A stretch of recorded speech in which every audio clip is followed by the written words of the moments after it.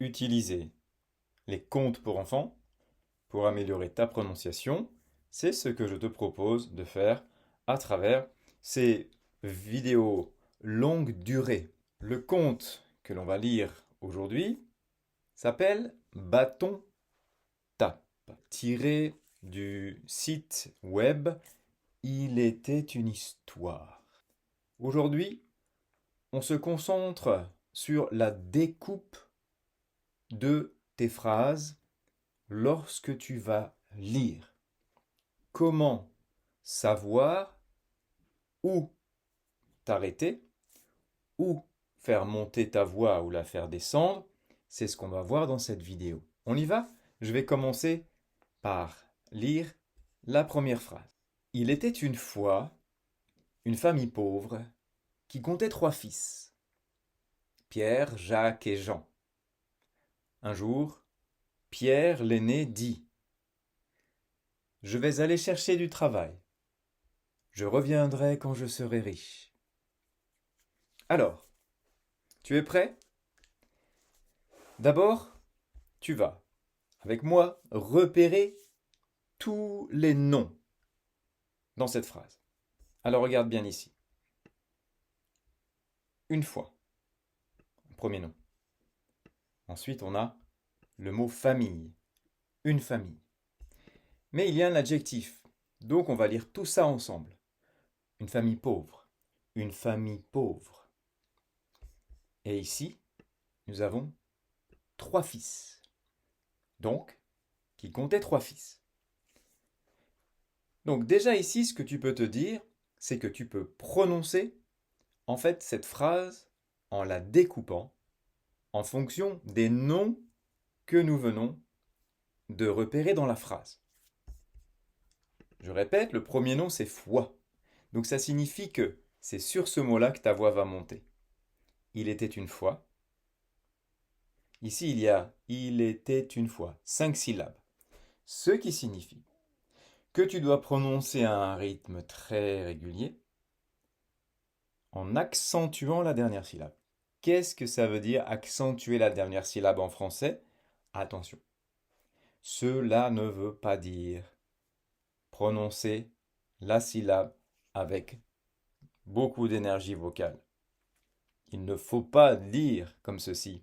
Il était une fois. Non. En français, tout est lisse. Imagine un gâteau au chocolat. Tu vas mettre un petit glaçage par-dessus, bien lisse. Bien lisse. Tout est lisse.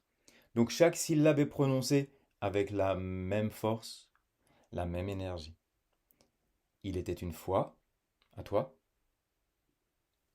Il était une fois.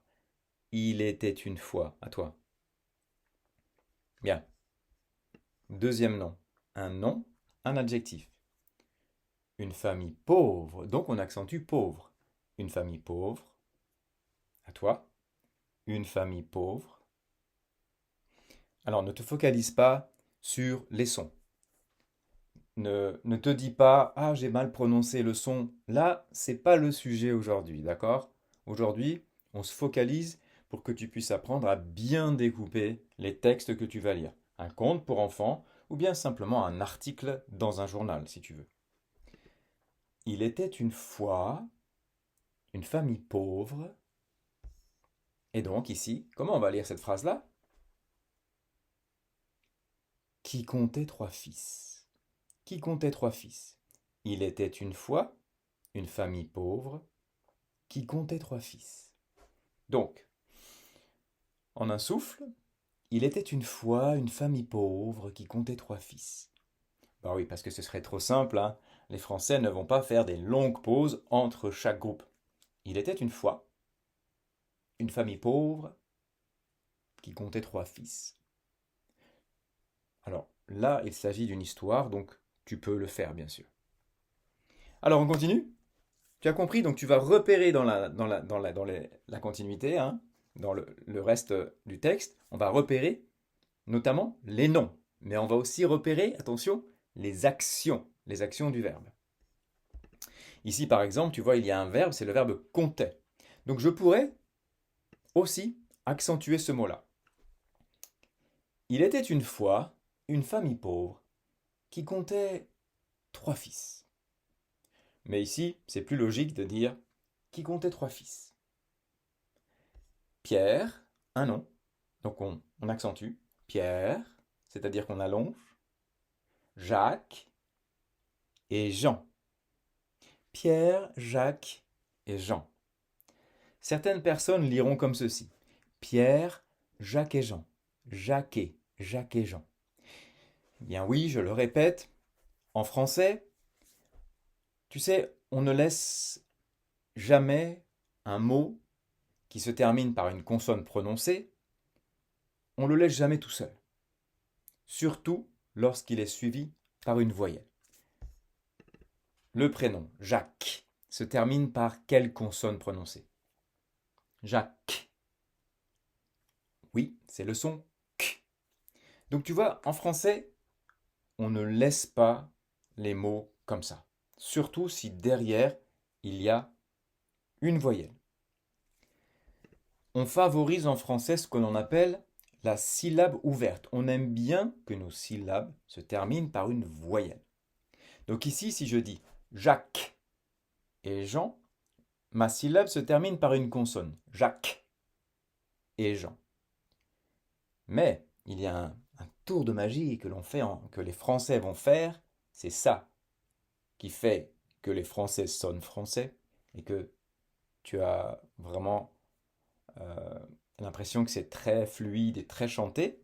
Et c'est d'ailleurs pour ça aussi que parfois tu as du mal à comprendre ce que les Français disent. Voilà ce qu'ils font. Ici, regarde bien.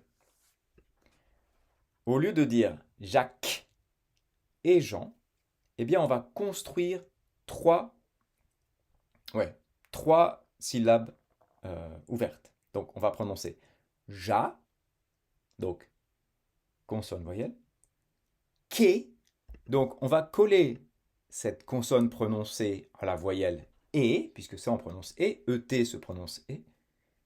Et donc on aura bien Ja, Ke, Jean.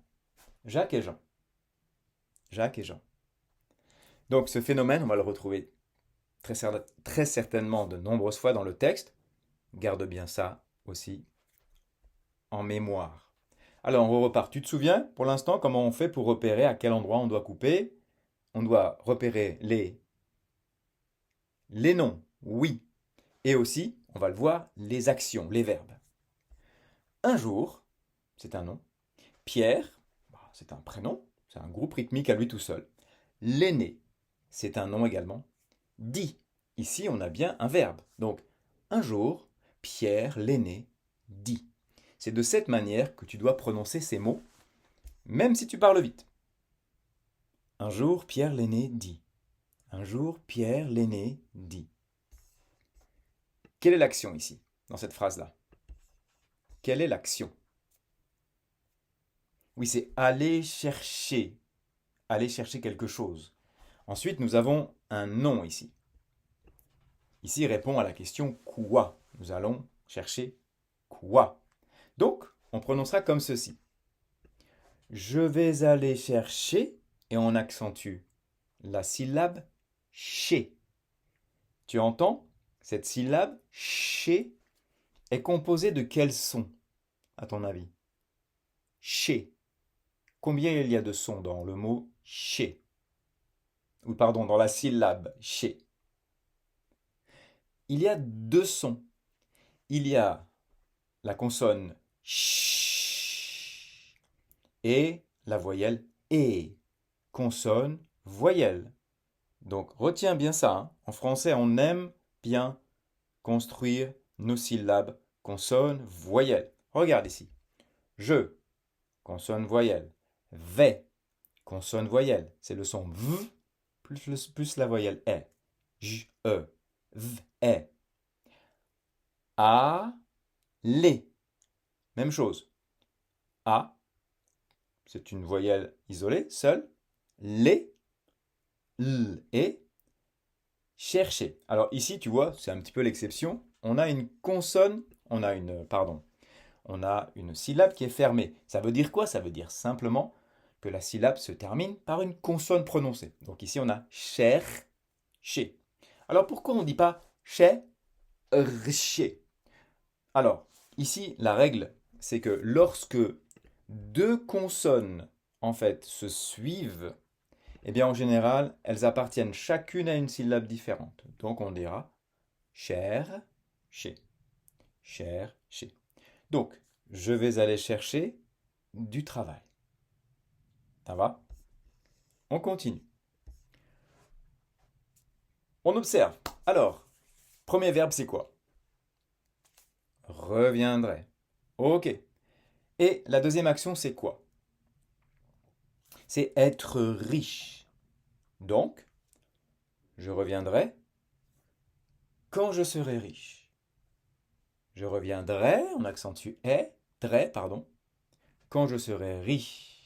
Et on accentue riche. On allonge la syllabe. Donc tu es libre de dire, voilà, tu es libre en fait euh, de par exemple ici, de prononcer quand je serai riche ou quand je serai riche. C'est aussi pour ça que parfois tu as du mal à comprendre les Français. On continue? Alors maintenant, je te laisse travailler un petit peu. Le prochain mot qu'on accentue, en tout cas, qu'est-ce qu'on va accentuer comme mot? Ici.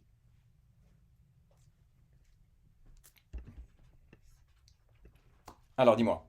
Le verbe, parti. Ok, ensuite. Le nom, grande route. Ok, ensuite. Eh bien, on a un verbe, plus un verbe. On va les accentuer tous les deux. Donc, on a ceci. Il partit sur la grande route et marcha. Marcha. Ça va? Allez, on continue. À toi. Le mot soir. Ok. Ensuite, on a. C'est un verbe, mais qui est un petit peu tourné d'une manière différente. Donc, on le considère ici comme ce qu'il est, un verbe. Mais n'ayant plus, on va accentuer n'ayant plus. Un soir, n'ayant plus un nom qu'un crouton de pain, ça va ensemble, à se mettre un verbe sous la dent, un nom. Donc, un soir, n'ayant plus un crouton de pain à se mettre sous la dent, on laisse la voix en l'air puisque il y a une virgule et la phrase n'est pas finie. Regarde bien ce qu'il y a. Ensuite, à toi, dis-moi. Bien, il rencontra qui? Une vieille. Et cette vieille, qu'est-ce qu'elle fait? Eh oui, qui lui demanda. Elle va lui demander quelque chose. Donc, il rencontra une vieille qui lui demanda. Ici, on a sujet-verbe qu'on prononce tout seul. C'est euh, un verbe et le sujet inversé. Voulez-vous? Ensuite, un verbe, m'indiquer. Ensuite, un nom, le chemin. Ensuite, une action, pour aller. Ensuite, on a ici un nom, mais qui indique un endroit, un lieu, donc où, aller où? À Châteauguay. Donc, on aura. Voulez-vous m'indiquer le chemin pour aller à Châteauguay? Voulez-vous m'indiquer le chemin pour aller à Châteauguay? Alors bien sûr, on va le prononcer en un seul souffle. Donc, voulez-vous m'indiquer le chemin pour aller à Châteauguay? Voulez-vous m'indiquer le chemin pour aller à Châteauguay? Ça va? Tu me suis jusque-là? On continue. On a dit que les prénoms, on les prononce seuls. Pierre, qu'est-ce qu'il fait? Quelle action? Pierre la renseigna. Bien. Ensuite, puis elle dit. Donc, Pierre la renseigna, puis elle dit. À toi. Pierre la renseigna, puis elle dit. Bien. Même chose que tout à l'heure. Sujet-verbe, inversion. Avez-vous quoi? Quelque chose, donc une chose, à donner, un verbe, une action, à une vieille pauvresse, donc à quelqu'un. Et donc ici, on a bien un nom. Avez-vous quelque chose à donner à une vieille pauvresse? Avez-vous quelque chose à donner à une vieille pauvresse? Donc ce qui est important, c'est de bien garder le rythme. Avez-vous quelque chose à donner à une vieille pauvresse? Avez-vous quelque chose à donner à une vieille pauvresse? Allez, je te livre un petit secret. Une petite chose que on ne voit pas si on ne le sait pas. Donc, avez-vous, combien il y a de syllabes dans ce groupe-là? Avez-vous? Avez-vous? 3 syllabes. Ensuite, quelque chose. Combien de syllabes? 3 syllabes. À donner. 3 syllabes. Donc, regarde. Ça veut dire qu'on a 3 groupes de 3 syllabes. Ça va faire 1, 2, 3, 1, 2, 3, 1, 2, 3. D'accord? Donc, avez-vous quelque chose à donner? Vas-y, à toi. Avez-vous quelque chose à donner? Donc, pour bien comprendre, tu peux même le faire en marchant. Tu marches. Et à chaque fois que tu changes de groupe, tu te déplaces. Donc, exemple. Avez-vous quelque chose à donner? Ok? Comme ça, tu peux bien ressentir chaque groupe. Avez-vous quelque chose à donner? Alors, le dernier groupe, combien on a de syllabes? À une vieille pauvresse, combien tu en as? 5 syllabes. 5 syllabes. Alors maintenant, écoute bien. Que se passe-t-il quand je prononce la phrase en entier? Regarde bien le rythme de mes mains. Avez-vous quelque chose à donner à une vieille pauvresse? Je le refais une fois.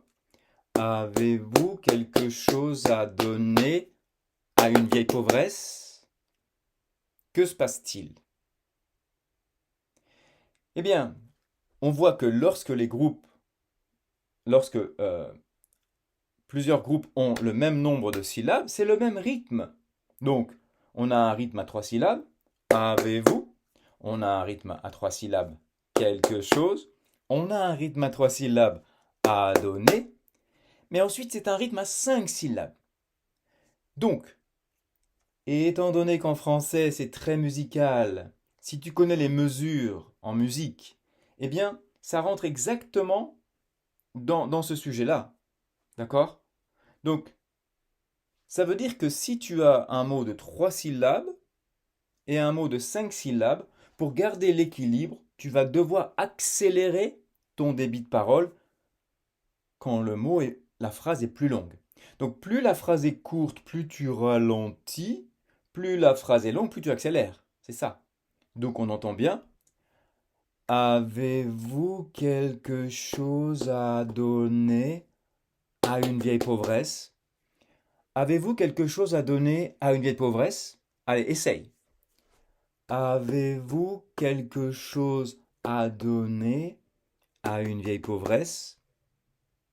Bien. On continue. Pierre. Alors maintenant, c'est toi qui travailles, hein. Allez, explique-moi, comment on fait? On, on va mettre une limite à Pierre. Pierre, qu'est-ce qu'il fait? Une action. Lui donna, bien, quoi? Un croton de pain. Bien. Donc, écoute l'intonation, ma voix. Ma voix, elle sert à découper ces groupes rythmiques. Lorsque la voix monte, eh bien, ça signifie qu'il y a un autre groupe qui est derrière. Lorsque ma voix descend, ça signifie que la phrase est terminée. Pierre lui donna son croûton de pain. Alors, comme je l'ai expliqué dans une autre vidéo qui dure 1 heure, tu peux aller la retrouver si tu veux, de DE, on va avoir tendance à le coller au mot. Donc, si tu as bien regardé la vidéo, tu dois savoir comment on prononce ceci. Crouton croutonde, crouton de pain, crouton de pain. Eh oui. Pierre lui donna un crouton de pain. On continue. À toi, tu découpes le nom, la vieille, le verbe, l'accepta et l'autre verbe, et lui dit. Donc on a la vieille l'accepta et lui dit. Donc on a bien la vieille l'accepta, ta ta ta ta ta, ta ta ta. Donc la vieille l'accepta et lui dit. Ouh, qu'est-ce qu'elle dit? Ok. Alors ici, c'est particulier. Quand on a un pronom personnel ici, je, tu, il, nous, vous, il, suivi d'un verbe, on a un seul groupe rythmique. Je suis une fée. Je suis une fée. Tout ça, on assemble. Je suis une fée. Et on va allonger fée. Je suis une fée. Alors on continue. À toi, tu travailles, vas-y. Ok, donc pour te remercier de quoi? De ta gentillesse. Ok. On a un nom.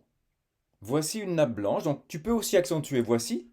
Voici une nappe blanche. Voici une nappe blanche. Et quand on parle plus vite, on n'a pas l'impression qu'il est accentué, mais il est légèrement accentué. Pour te remercier de ta gentillesse, voici une nappe blanche. Voici une nappe blanche.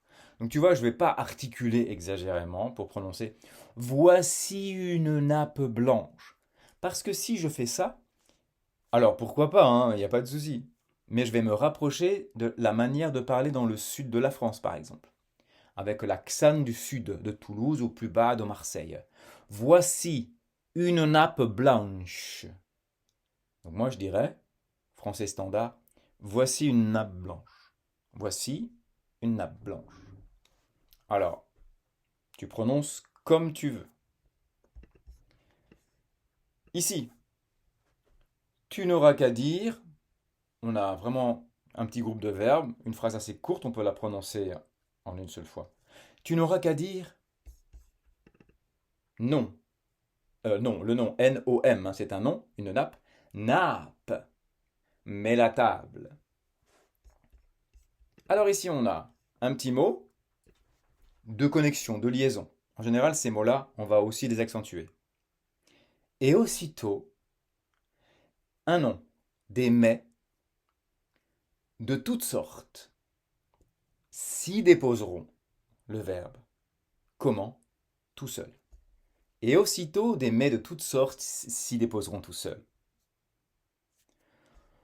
Oh, merci, merci, fit Pierre, s'empressant de reprendre la route en direction de chez ses parents. Tu vois qu'ici, on découpe les phrases de manière très logique. Il s'est empressé de faire quoi? De reprendre quoi? La route, mais à quel niveau? Ben, en direction, oui, mais quelle direction? Direction de chez ses parents. Donc on va lire ça groupé. S'empressant de reprendre la route en direction de chez ses parents. En général, on va prononcer reprendre la route en un seul souffle, puisque c'est une idée qui est globale. Il marcha d'un bon pas, mais la nuit arriva. Mais la nuit arriva. Alors certains me diront, ah oui, mais en fait, tout ça on prononce en un souffle. Oui, c'est vrai, c'est exact. Mais je ne prononce pas avec une voix de robot. Mais la nuit arriva. Mais la nuit arriva. On entend plutôt mais la nuit. Mais la nuit. Non. Mais la nuit. Non. Mais la nuit arriva.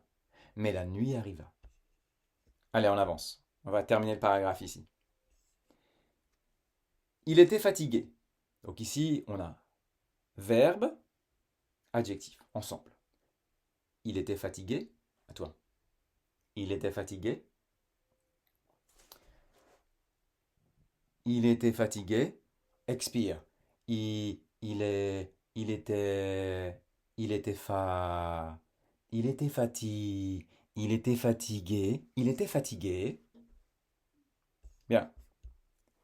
Alors, un petit mot qu'on peut utiliser tout seul. Verbe. À toi. Il s'arrêta. Bien. Où? Dans une auberge. Donc, il s'arrêta dans une auberge. On continue. Ici, l'action c'est quoi? Avant de dormir. Avant de dormir. Autre idée. Comme il avait faim. Donc, avant de dormir, comme il avait faim. Alors, encore une fois, tout à l'heure, tu te souviens, je t'ai dit que en français, on aime les syllabes ouvertes, les syllabes qui se terminent par une voyelle, ce qui nous permet de presque de chanter en parlant. Ici, si je prononce comme il avait faim, il n'y a pas de fluidité. Comme il avait faim, comme il avait faim, il n'y en a pas. Donc, tu te souviens, on va faire glisser la consonne prononcée vers la voyelle du mot suivant et l'on va les prononcer ensemble, comme la syllabe mi. Mi. Même chose pour le il ici. Il. Sinon, ça ferait comme il avait faim. Bah, on peut pas parler de manière fluide. Les Français parlent pas comme ça. Toi, tu l'entends bien aussi. Tu entends comme il avait faim. Comme il avait faim. Alors, c'est parce que ici aussi, le il prononcé va s'attacher au a du mot suivant. Et donc, on va prononcer la syllabe. Ils vont former la syllabe la. Donc, on a deux nouvelles syllabes. La syllabe mi et la syllabe la. Donc, on va prononcer désormais consonne, voyelle, consonne, voyelle, consonne, voyelle. Donc, ko, consonne, voyelle, mi, consonne, voyelle, la, consonne, voyelle, ve, on a déjà consonne, voyelle, et fin, on a consonne, plus voyelle nasale. Un, fin. Comme il avait faim. Comme il avait faim. C'est ça qui te permettra de parler français de manière fluide. Si tu as l'habitude de prononcer toutes les consonnes prononcées des mots sans les raccrocher avec le mot suivant qui commence par une voyelle, tu ne peux pas sonner français. Ce n'est pas possible. Nous faisons ça de manière instinctive depuis tout petit, donc c'est quelque chose que tu dois apprendre à faire. Regarde, on le retrouve ici. Il sortit sa nappe et commanda. Même chose, il. Alors, ici on a il. Tu vas me dire, mais le il est tout seul. Oui, mais derrière, le mot commence par une consonne. Donc, on n'y fait pas attention. Ils, d'ailleurs, les deux consonnes comment je peux dire ça, se connectent ensemble. Hein. Elles se connectent. Ils, ils, il sortit sa nappe. Donc, nappe contient, se termine par une consonne prononcée. Exactement. Donc, tu as compris comment ça marche? Na, une syllabe. On connecte le son P avec le son E. P, E, P. P plus E devient P. Na, P. Ça nappé. Ça nappé commanda. Après, tu vois qu'on a toujours consonne, voyelle, consonne, voyelle. Il sortit sa nappe et commanda. Il sortit. Tu vas le chanter, tu vas voir, c'est super simple en le chantant. Et ensuite, tu vas appliquer cela à ta voix parlée. Il sortit, on va juste prendre Sanapé, Sanapé commanda, Sanapé commanda. Imagine, tu dis, mais c'est compliqué, j'y arrive pas. Mais imagine, ne lis pas, ne regarde pas ton écran et écoute-moi bien. Je m'appelle Sanapé. Je m'appelle Sanapé. Comment je m'appelle? Sanapé. Bien, super. Mon nom de famille, c'est Commanda. Donc je m'appelle. Comment je m'appelle? Sanapé Commanda. sa nappe commanda. C'est facile. Donc, regarde. Il sortit sa nappe commanda. Donc, simplement, on va juste allonger le A un peu plus. Sa nappe. Ok. Mon prénom exact, c'est Sanape. Voilà, c'est ça. Sanape. Comment je m'appelle? Sanape. Ok. Sanape commanda. À toi. Sanape commanda. Encore une fois, très doux. Sanape commanda. Bien. À toi. Il sortit Sanape et commanda. Bien. Il sortit Sanape et commanda. Nap, mets-toi à table. Nap, mets-toi à table. Alors moi, comme il disait ici, comme il avait faim, moi ce serait plutôt comme il avait soif. Il fait très très chaud aujourd'hui. Nous avons 35 degrés ici en Normandie dans le Perche. Donc je vais juste boire une petite gorgée d'eau. Il fait très très chaud. Et ici dans mon bureau, avec les lumières, je vous assure qu'il fait super chaud. Alors, nappe. Mets la table. On a un nom et un nom. Mets la table. C'est le verbe mettre la table, ok? Donc, nappe, mets la table. Aussitôt, notre petit mot de liaison qu'on va accentuer. Aussitôt, le nom, la nappe, le verbe se déplia. Donc, il y a le nom, sous ses yeux, verbe, et se couvrit. Nom, de mes succulents, encore un nom, fruit appétissant. Donc là, vous voyez, on a vraiment nos groupes qui se dessinent. Aussitôt, la nappe se déplia sous ses yeux et se couvrit de mets succulents et de fruits appétissants. Donc, tout ça, tu peux le dire sans pause si tu veux, mais tu peux faire une pause où tu veux. Donc, tu vois, l'important c'est que tu puisses faire une pause euh, après les mots qui sont accentués. Donc, aussitôt, la nappe, et là tu vas faire tu mets du suspense. Aussitôt, la nappe se replia sous ses yeux et se couvrit de mets succulents et de fruits appétissants. Ok? Mais l'aubergiste. Alors, soit tu dis mais l'aubergiste comme un seul groupe, soit tu remets du suspense. Mais l'aubergiste. Tu vois, on est libre quand même, hein? On est libre. Mais il faut que ce soit logique. Qu'est-ce qu'il a l'aubergiste? Il a vu, verbe, le manège, un nom, et un petit mot de liaison. On fait une pause. Dans la nuit, un nom. Il vola la nappe. Donc ici, on a volé la nappe. Qu'il remplaça un verbe par une autre identique. Par une autre identique. Mais l'aubergiste avait vu le manège et dans la nuit, il vola la nappe qu'il remplaça par une autre identique. Attention, tu te souviens? Allez, c'est toi qui fais le travail, hein. Moi, je ne vais pas toujours travailler, hein. Donc, le français est une langue qui aime les syllabes ouvertes, qui se terminent par une voyelle. Autre se termine par une consonne prononcée. Bien. Donc, pour parler fluide, qu'est-ce qu'il faut faire? Il faut aider ces deux pauvres petites consonnes ici, puisque c'est le son. Il faut les aider à trouver une voyelle. Y a-t-il une voyelle au loin ou pas? Oui, il y a la voyelle I. Donc je vais m'accrocher à la voyelle. Ok, on y va. Donc on aura O. Mais O est tout seul, il n'y a pas de consonne. Ben non, parce que la voyelle, c'est la reine. Une simple voyelle fait syllabe. Le minimum pour avoir une syllabe, il faut une voyelle. Donc une voyelle seule est considérée comme une syllabe. O, tridentique. Ah, mais Christophe, tu as oublié ici? Oui, j'ai oublié ici. Par.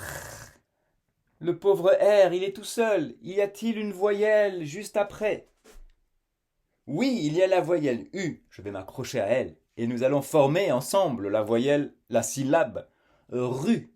Ru. Donc, pas consonne voyelle. Ru. Consonne voyelle. Et ici, qu'est-ce qui se passe? Mais ici, c'est un autre phénomène. Je ne peux pas tout expliquer dans cette vidéo. Ce serait beaucoup trop long. Ici, nous avons une liaison. La liaison, c'est à peu près le même phénomène. Sauf que... ah non, je vous dis des bêtises. Excusez-moi. Ici, ce n'est pas une liaison. C'est le même phénomène. Une. On entend le N final. Le N est tout seul. Il faut le rattacher à la voyelle O. C'est clair? Qu'il remplaça par une autre identique. Continue. Le lendemain, Pierre quitta l'auberge et fila vers sa maison. Donc, le lendemain matin, pardon. Le lendemain matin, on peut dire ça en un seul groupe. Quand? Eh bien, le lendemain matin. Donc, exerce-toi, souffle. Remplaçons le lendemain matin par nanananana, d'accord? Écoute bien. Nanananana, à toi. Attention, hein, j'ai pas dit nanananana, ne force pas sur le N. Fais un N très doux. Nananana, nanananana. Bien. Donc tu vas prononcer le lendemain matin de la même manière. Donc, tu vas pas faire le lendemain matin, mais tu vas faire nanananana. À toi. Nanananana. Nanananana. Encore une fois. Nanananana. Bien. Des consonnes très douces. Le lendemain matin. Bien. Tu peux accélérer, mais avec toujours autant de douceur. Le lendemain matin. Bien. Un nom, un prénom ici, Pierre. Qu'est-ce qu'il fait? Il quitte l'auberge. Quitte à l'auberge. Quitte à l'auberge. Alors pourquoi on ne dit pas quitta? Parce que ici le verbe est un peu trop court. Si nous après, Pierre quitta l'auberge. Tu entends à l'oreille que ça sonne pas bien. Pierre quitta l'auberge. Ça ne va pas. Donc, Pierre quitta l'auberge. Parce qu'en fait, c'est ça l'action. L'action, c'est quitter l'auberge. Et ensuite, et fila. On peut dire fila tout seul? Bah oui, puisqu'il fila. C'est une action isolée. Il s'enfuit. Il file, pardon. Il file. Donc ici, il quitte un lieu. On dit ça ensemble. C'est logique. Pierre quitta l'auberge et fila vers sa maison. Pierre quitta l'auberge et fila vers sa maison. Alors, je suis en train de jeter un coup d'œil au temps pour savoir exactement où nous en sommes. Alors, j'arrive pas parce que c'est écrit en très petit, donc je n'ai pas moyen de voir. On ne doit pas être loin, je pense, d'une heure, je pense. Donc, c'est déjà beaucoup. Je pense qu'on va s'arrêter là pour aujourd'hui. Et si ça vous intéresse, eh bien, on continuera la prochaine fois. Donc, aujourd'hui, tu retiens bien que pour découper tes phrases, ce qui est important, c'est de les découper de manière logique. En général, on va couper après un prénom et on va couper après des noms, d'accord? Après les noms ou après des verbes d'action. Attention au verbe, si c'est le verbe fila et il n'y a rien derrière, eh bien on prononcera fila tout seul et fila vers sa maison. Et fila, alors quand je dis prononcer tout seul, tu entends à ma voix que ce sont deux groupes différents. Et fila vers sa maison. Et fila vers sa maison. Donc, un verbe employé seul, on le prononcera seul en général, et on prononcera les mots qui sont juste avant. Et fila. D'accord? On ne dit pas Pierre quitta l'auberge et fila. Non, on prononce aussi les mots qui sont juste avant. Donc, et fila. Même chose ici, hein, il y a un nom et on prononce tous les mots qu'il y a avant. Donc, on ne prononce pas maison tout seul, mais vers sa maison. Pierre quitta l'auberge et fila vers sa maison. Le lendemain matin, Pierre quitta l'auberge et fila vers sa maison. Ça va? Alors, ce que je vous propose pour terminer, c'est de relire toute cette partie du texte pour que vous puissiez bien écouter ce que cela va faire quand on lit de manière naturelle. Vous êtes prêts?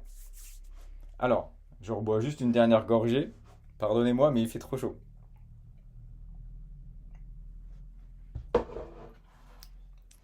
Merci pour votre patience. Alors, on y va.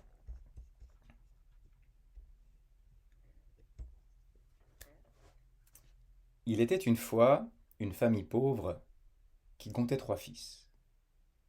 Pierre, Jacques et Jean. Un jour, Pierre, l'aîné, dit: Je vais aller chercher du travail. Je reviendrai quand je serai riche. Peut-être que je peux t'aider comme ça. Je changerai de direction. Il partit sur la grande route et marcha. Un soir, n'ayant plus qu'un crouton de pain à se mettre sous la dent, il rencontra une vieille dame qui lui demanda: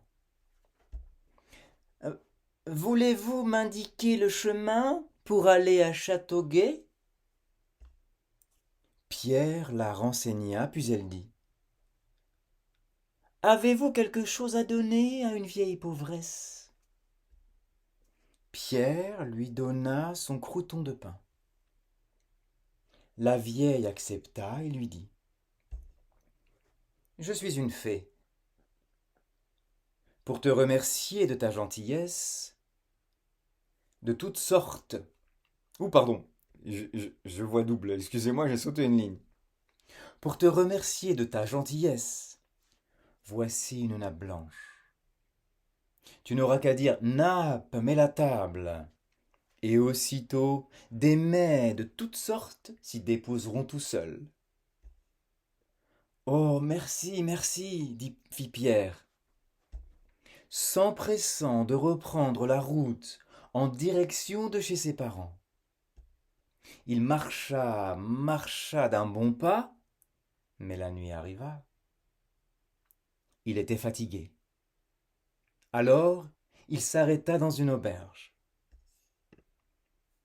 Avant de dormir, comme il avait faim, il sortit sa nappe et commanda: Nappe, mets la table. Aussitôt la nappe se déplia sous ses yeux et se couvrit de mets succulents et de fruits appétissants. Mais l'aubergiste avait vu le manège et, dans la nuit, il vola la nappe qu'il remplaça par une autre authentique. Oh, pardon, non. Qu'il remplaça par une autre identique. Vous vous souvenez? Par une autre identique. Qu'il remplaça par une autre identique. Le lendemain matin, Pierre quitta l'auberge et fila vers sa maison.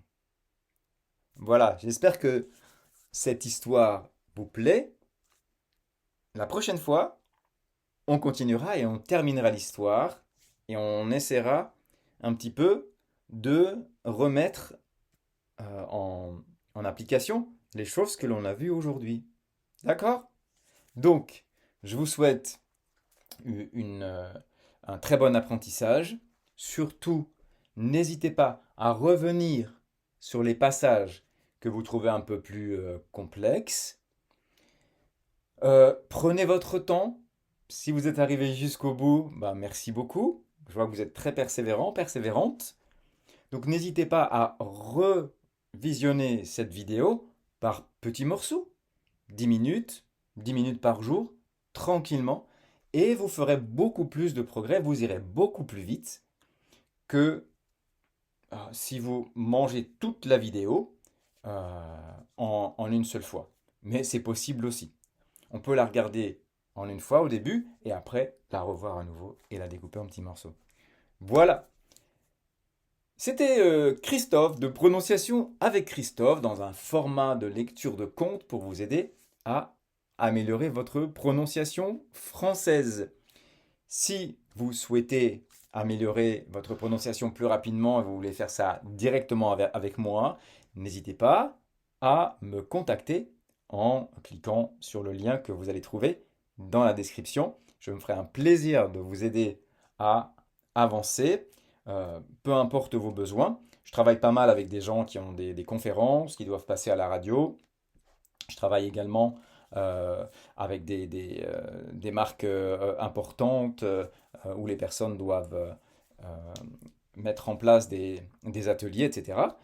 Je travaille avec des professionnels de santé, je travaille avec des professionnels, avec des juristes, des avocats, etc.